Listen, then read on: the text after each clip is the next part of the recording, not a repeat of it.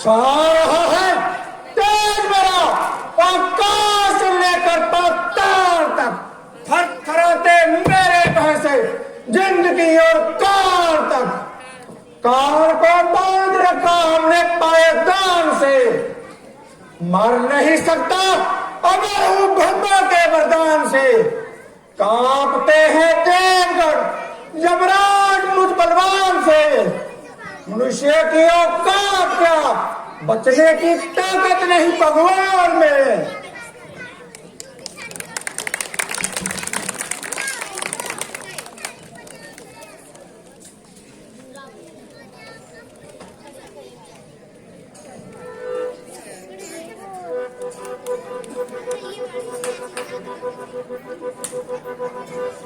मंत्री जी, कुछ मालूम हुआ कि अशोक वाटिका को उजाड़ने वाला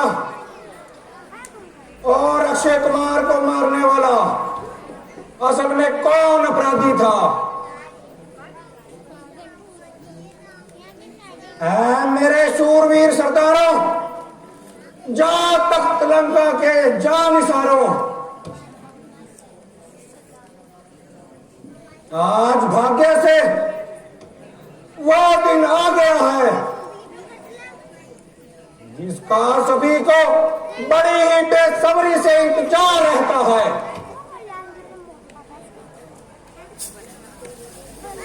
आज शत्रु को बतला दो कि तुम सब लंका के पूरे वफादार हो।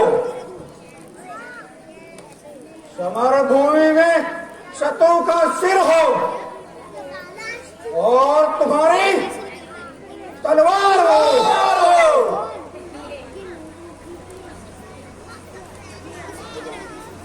शाबाश,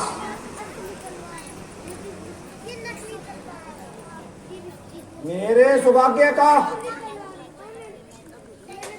क्या ठिकाना।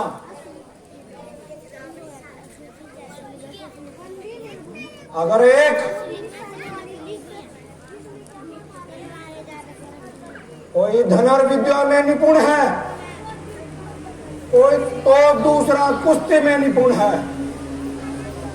कोई गदा में बलवान है, कोई तलवारबाजी में अव्वल है। भला उन वनवासियों का हमसे क्या तोड़ना।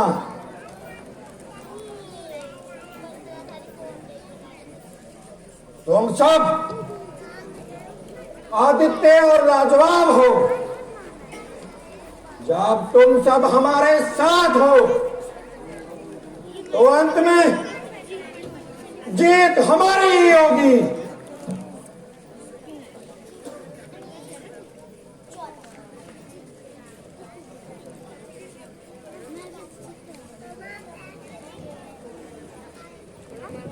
महाराज की जय हो। महाराज किष्किंधा से दूर आया है, वो अपना नाम अंगद बताता है। तुम जाओ और उसे आदर से यहाँ ले आओ। जैसी आज्ञा महाराज।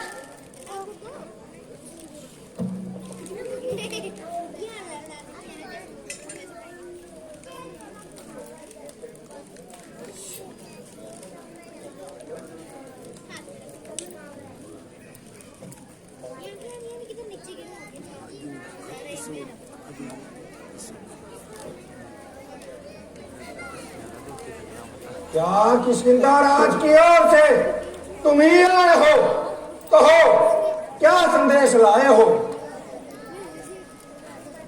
मैं वानर राज स्वर्गवासी महाराज बाली का पुत्र हूँ और अंगद मेरा नाम है, और श्री रामचंद्र जी महाराज की ओर से आपके नाम एक संदेश लाया हूँ। आप मेरे मित्र बाली के लड़के हैं। कहिए, आपके पिता आनंद हैं। आपकी मेहरबानी है लंकेश। लंकेश, तुम्हारा कुल श्रेष्ठ है। तुम पुलिस मुनि के नाती हो। तुमने शिव और ब्रह्मा का वरदान पाकर इंद्रादि देवताओं को जीता है, किंतु चारों वेदों के ज्ञाता होकर ऐसा नीच कार्य किया है कि सीता जी को चुरा कर ले आए। मैंने बहुत देर के बाद तेरी शक्ल पहचानी है, किंतु मुझे इस बात की हैरानी है कि तूने ये नीच कार्य करने की क्यों ठानी है। आप मुझे कुछ भी कहे, मैं नीच अथवा पतित कहलाने का कब बुरा मानता हूँ, बल्कि आपकी इन सब बातों को ध्यान में न रखते हुए आपको समझाना अपना कर्तव्य समझता हूँ।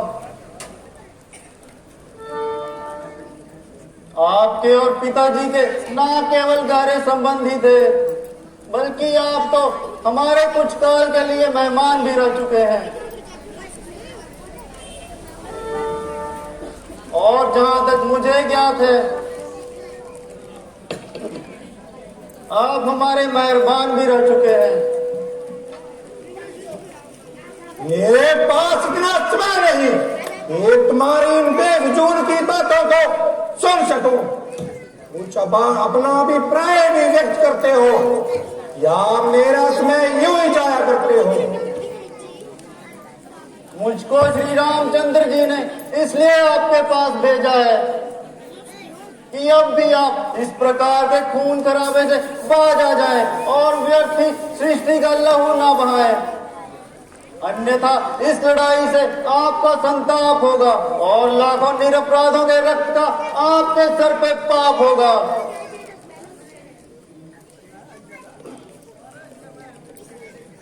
मेरी तो आपसे यही प्रार्थना है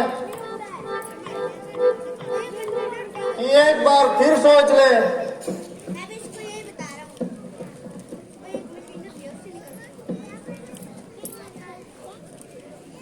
आप इस अहंकार के खड़क को खूंटी पे टांग दें और सीता जी को राम जी को लौटा दें और उनसे अपने अपराध की क्षमा मांग लें। यद्यपि वो आपसे बड़े ही नाराज हैं, तथापि वे बड़े ही सरल स्वभाव के हैं। मैं आपको विश्वास दिलाता हूं, यद्यपि आप उनसे क्षमा मांग लेंगे तो वो आपको अवश्य क्षमा करेंगे।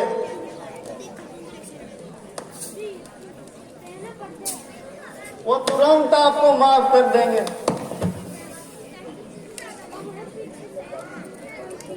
मैं अपनी ओर से आपको वचन देता हूं। बस बस, अरे मूर्ख वानर, जरा अपनी जुबान को थाम। ये क्या बकबक लगाई है? क्या तेरी मौत तुझे यहां की चढ़ाई है? अरे निर्लज्ज, तेरे जैसे नालायकों का भी जिंदा में शुमार है, जो कि अपने बाप के खूनी का बदला लेना तो दूर, उल्टा होने का ही मददगार है। बेशर्म, तेरे जीवन पर धिक्कार है। अगर तेरे जैसा पाजी मेरे कुल में पैदा हुआ होता तो कब का दूसरे लोक में जा चुका होता। चुप! बाप आंखों के सामने मरता रहा और बेटा खड़ा होकर तमाशा देखता रहा। बेशरम, जिस कुल में पैदा तेरे जैसे लाल होंगे, बाप के खूनी का अफसोस उल्टा उन्हीं का ही मददगार होगे।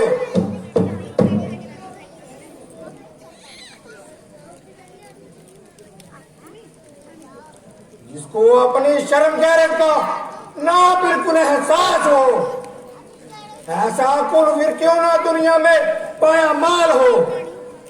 स्त्री के पास थे जिसने अपने भाई की जान ली, बेहया तूने उन्हीं की सेवा की ठान ली।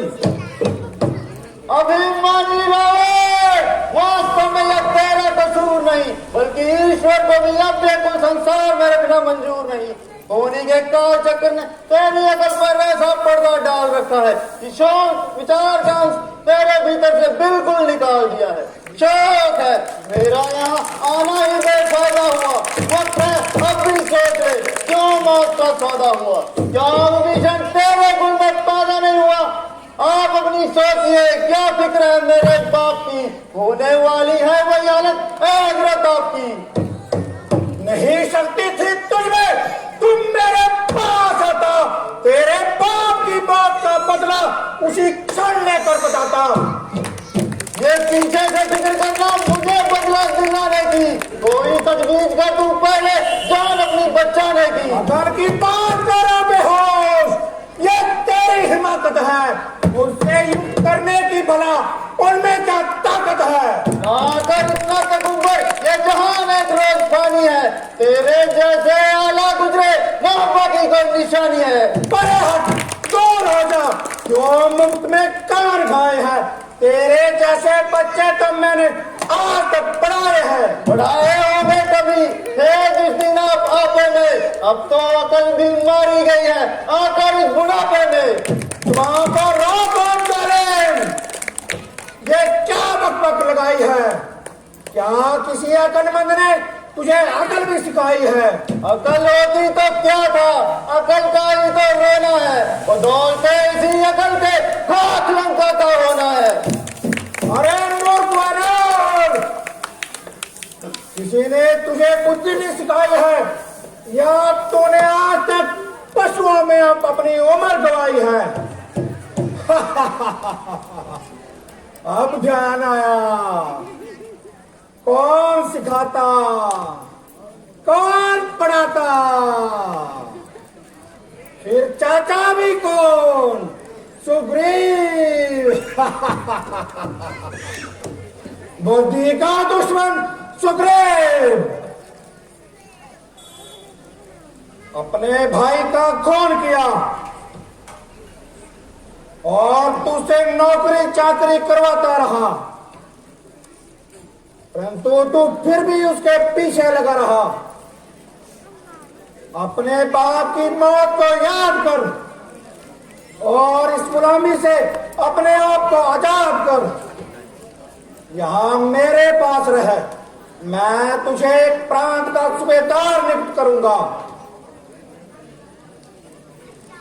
फिलहाल मैं तुम्हें अपने सेना का प्रमुख सेनापति बनाता हूं, अन्यथा इस जंग में तेरा कुछ नहीं हो सकता।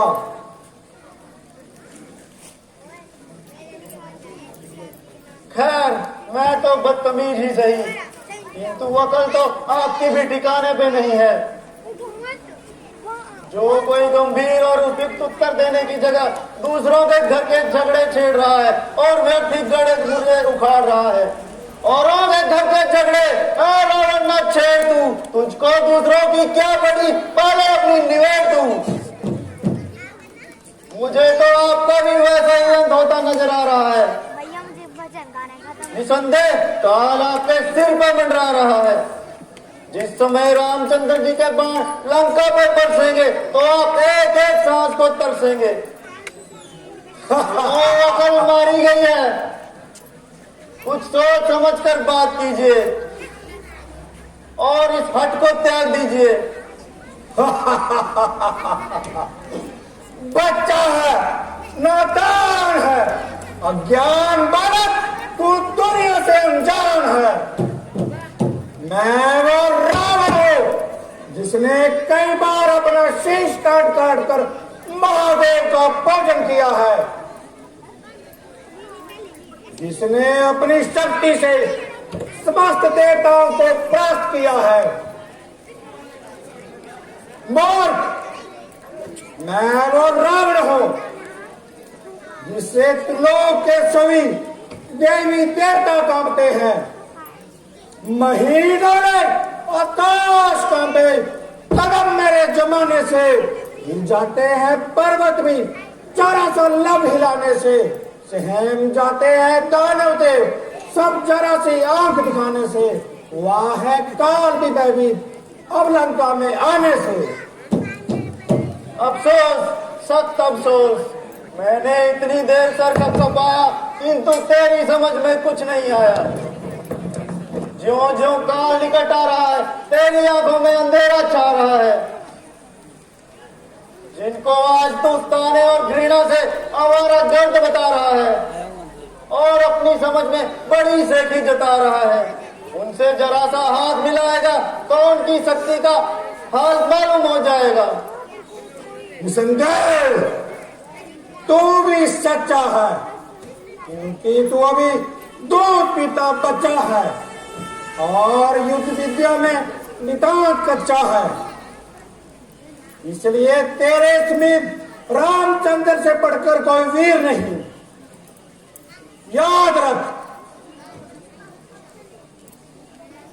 जब ये समय बीत जाएगा तो तू बहुत पछताएगा।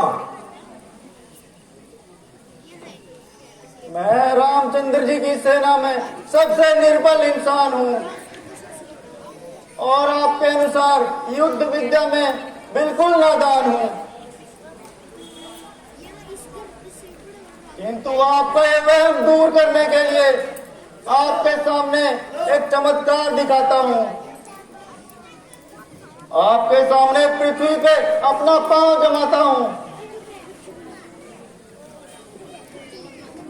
यदि तेरा कोई भी वीर इसे उठा देगा तो अंगद सौगंध खाकर कहता है कि सीता जी को जीते जी हार जाएगा, दिशा को भूलकर सूर्य अंधेरे में भटक जाएगा, रसातल नभ को चल देगा और चंद्रमा पृथ्वी पे आ जाएगा। विमुख हो जाएंगे शंकर और ध्वजा कैलाश की बदले, समुद्र सूख जाए और पानी से अग्नि की धारा बह चले, कथन झूठा नहीं होगा चाहे गंगा जम के रह जाए। क्यों है हिम्मत? हाँ, मुझे स्वीकार है। तो फिर बुलाओ, किस बात का इंतजार है? परंतु देखना कहीं बाग में पीछे न हट जाना। तुम्हारा यह विचार बिल्कुल गलत है। मर्दों का प्राण प्राण के साथ है। हाँ, बेटा मेघनाथ क्या सोचता है? इसका पैर उठा के भूमि पर पटक दो, इस तरह पीसो कि इसका नाम तक ना पा सके, इसकी धूल भी रामदल तक ना जा सके।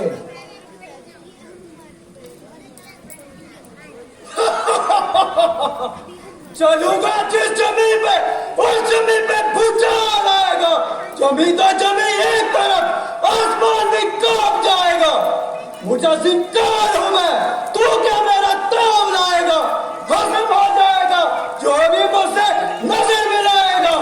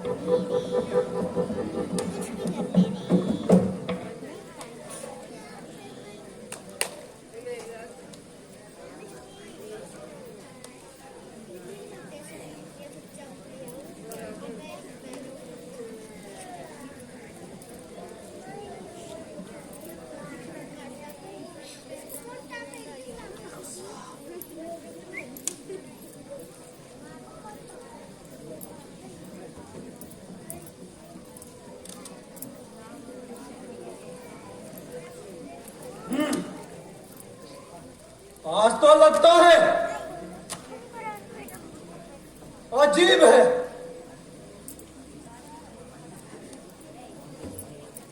अजीब लग रहा है। आज मेरी भुजाओं को क्या हुआ? अफसोस।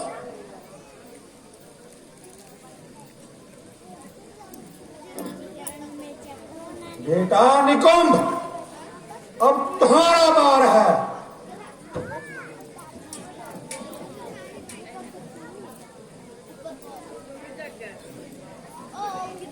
मैं अपनी वीरता के आपको जोर दिखाता हूं। नजर मेरी तरफ रखना, पैर यूं करके उठाता हूं।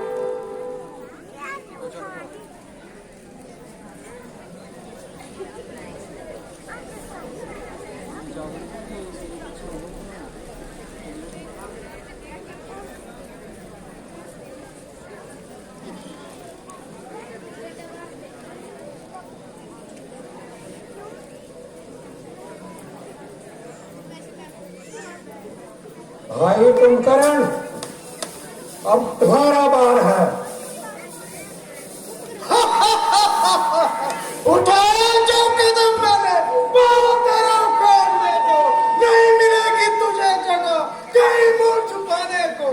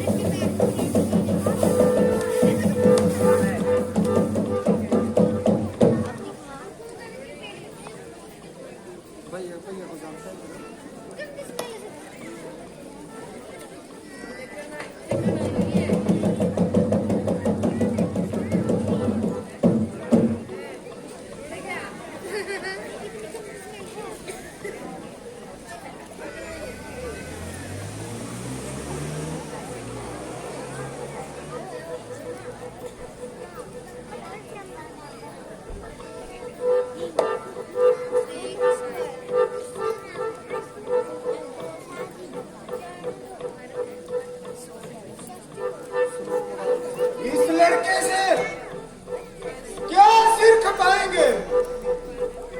बहादुर मुकाबला आएगा तो हाथ दिखाएंगे।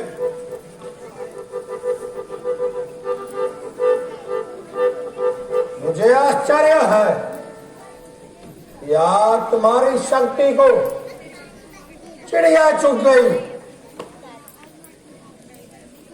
क्या इतने शूरवीरों में कोई ऐसा नहीं कि इस लड़के का पांव उठा सके? खड़ा है सामने अंगद, भ्रम अपना मिटा ले तू।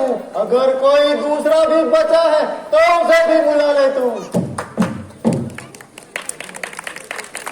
अरे ओ दुष्ट वानर, क्यों कैंची की भांति जुबान चला रहा है और इस तुच्छ सी बात के लिए म्यान से निकला जा रहा है? चुप हो जा नादान छोकरे। जादू है, टोना है, तेरा पैर नहीं मेरे लिए खिलौना है।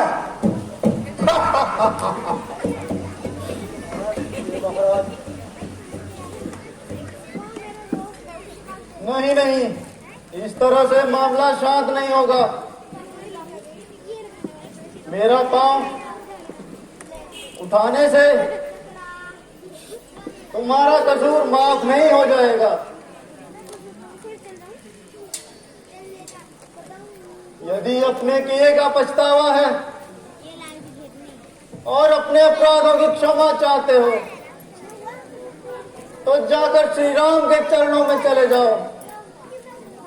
अरे मर्द, तेरी भलाई इसी में है कि तू यहां से चला जा और मुझे अपनी ये शक्ल न दिखा। यहां पर कोई बात नहीं होगी।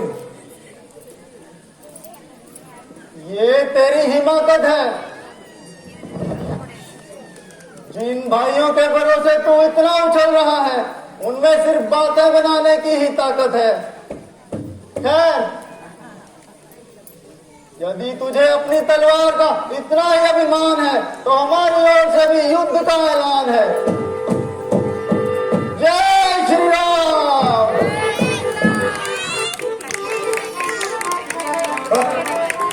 वास्तव में रामचंद्र हमसे डरता है, इसलिए बार बार दूत भेजकर संधि की प्रार्थना करता है। ये वो हवाई किला है जहां पर परिंदा भी पर नहीं मार सकता। लंका पर चढ़ाई करने का मजा उनको मैं चखाऊंगा। पिताजी,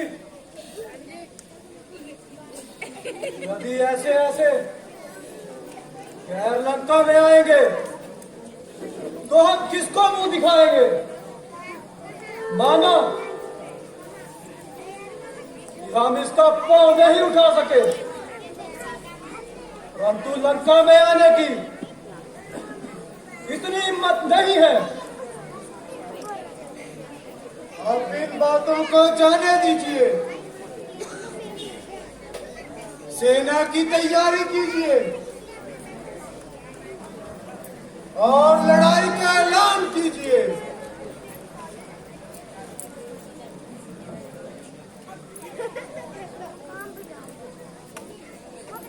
जैसी आपके पिताजी।